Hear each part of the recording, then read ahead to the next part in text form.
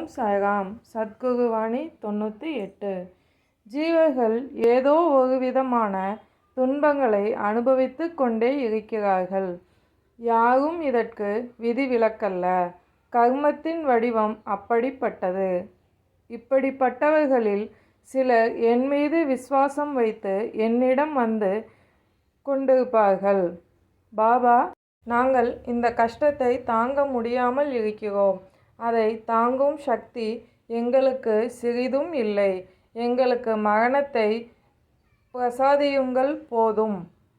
மறு ஜென்மத்தில் அனுபவிக்கிறோம் என்று அழுகின்றனர்.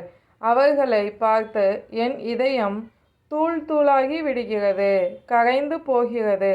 நான் ஜீவர்களை காப்பாற்றுவதற்கே இருக்கிறேன். மரணத்தை நான் ஏன் அழிக்க வேண்டும்? கர்மத்தின் கயிறு மிகவும் கடினமானது. அதற்கு பாரபட்சம் கிடையாது. தர்மத்தை அன்றி அதற்கு வேறொன்று தெரியாது.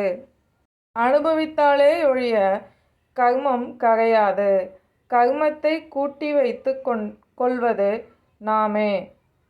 புலம்பி அழுவதும் நாமே. இப்படிப்பட்ட கர்மங்களை தொடராமல் இருக்க வேண்டுமென்றால் என் நாமஸ்மரணை செய்யுங்கள்.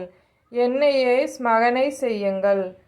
என் நாமஸ்மரணையில் கர்மா அதன் சுவாபத்தை இழக்கிறது. அவர்களின் துன்பங்கள் தாமரை இலையின் மீது நீர்த்தவளையை போன்றதாகும். என் வார்த்தைகளின் மீது நம்பிக்கை வை. ஓம் சாய்ராம்.